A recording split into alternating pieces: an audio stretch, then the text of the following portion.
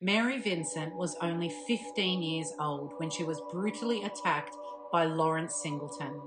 He chopped off her arms, threw her off a cliff, and left her for dead. Welcome to Survivor Archives. Today we'll be looking into the gruesome survival story of Mary Vincent. Now before we begin, I will warn you that some parts of this story are graphic in nature and may be triggering and unsuitable for little ears. Mary Vincent was born in 1963 and was the middle of 7 children. She was raised in Las Vegas by her mother and father, who both worked in the casinos. It's important to note that Mary had very strict parents, especially her father. Mary was actually a really talented and promising dancer, with dreams of performing all around the world. When she was 15 years old, her parents were going through a messy divorce, and this impacted Mary significantly.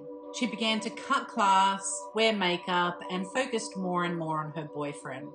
You know, typical teenage stuff. One day, one of Mary's sisters warned her that their father was on his way home with a migraine and that he was angry with her. Fearful for her life, Mary decided to hightail it and run away from home. She spent a few nights on the streets, sleeping behind garbage cans and inside unlocked cars. Mary explains that it was not uncommon or particularly unsafe back then. After spending some time with her uncle in California, on the 29th of September 1978, Mary decided to hitchhike her way to her grandfather's place in Los Angeles. This sounds crazy now, but back then in the 70s, not so much.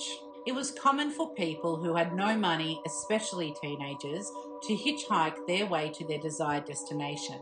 There were 2 other hitchhikers on the side of the road with Mary, and as she pointed her thumb out, a blue van rolled to a halt beside her. The man behind the wheel was Lawrence Singleton, a 51-year-old merchant marine seaman. Lawrence told the hitchhikers that he only had room for one, and specifically told Mary that he could take her to Interstate 5. The 2 other hitchhikers told Mary to wait, but she was tired, and Lawrence came across as someone pretty unsuspecting, almost grandfatherly, so she jumped in. Lawrence told Mary he needed to make a pit stop at his house before heading towards Interstate 5.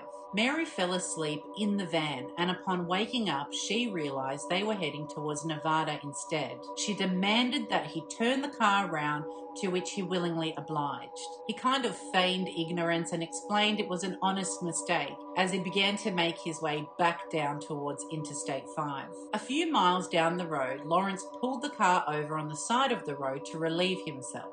Apparently, he couldn't wait to get to the nearest gas station. Mary used this opportunity to stretch her legs and get some fresh air. As she bent over to tie her shoelace, Lawrence crept up from behind her and punched her and hit her with a hammer several times over the head. He then threw Mary in the back of the van, tied her hands up, tore her clothes off, and brutally raped her. Lawrence then jumped back into the driver's seat of the van naked and stopped at a nearby canyon. I mean, this beautiful girl must have been scared out of her wits, hoping the worst was behind her. But sadly, this was only the beginning. In this remote location, Lawrence continued to brutally Mary and forced her to swallow alcohol. As darkness set in, Lawrence went back to the van and took something out of his toolbox. I mean, at this stage, Mary was exhausted and in such horrific pain. She kept pleading and begging, "Just set me free." He just yelled back at her, "You want to be free? I'll set you free." Lawrence swung the hatchet and struck Mary's left arm first, severing it below the elbow. He then struck her right arm as she kicked, screamed, and pleaded for help. Mary has been quoted saying, "I felt all the pain, the sharpness, the burning, and as the blood was leaking out of my body, I felt the hot ooze just flowing out of me." Now, surprisingly, she was still conscious, but Lawrence thought she was dead. So he dragged her body through the dirt and threw her off a 30-foot cliff into a concrete culvert. As he retreated, he yelled, "Now you're free." The crazy thing is that Mary was so strong that she was thinking of others in this moment, and she knew she could not go to sleep fearing he would do this to someone else. She heard a voice inside her mind, soul, and heart telling her not to sleep. This brave girl rolled over on her elbows and coated her severed arms in dirt to try to stem the bleeding. She then scrambled her way up the cliff to the sound of traffic to seek some help. Mary was naked on the freeway, holding both arms up in the air, fearing she had lost too much blood and that her muscles would fall out. 3 miles into her journey, 2 people on vacation saw her and helped her in their truck and raced to a phone to call the ambulance. When she arrived at the hospital, she was determined to make sure this psycho was caught. She provided the police with a detailed sketch of his appearance, which ultimately led to his capture. Mary spent 1 month in hospital and was fitted with 2 prosthetic arms. This girl's bravery knows no bounds. Get this. Mary identified her attacker in court and testified against him. When she was done, she had to walk past this man who allegedly spoke directly to her, saying, "I'll finish this job if it takes me the rest of my life." Lawrence came up with a ridiculous defense, saying he picked Mary up and after that picked up another 2 hitchhikers called Larry and Pedro.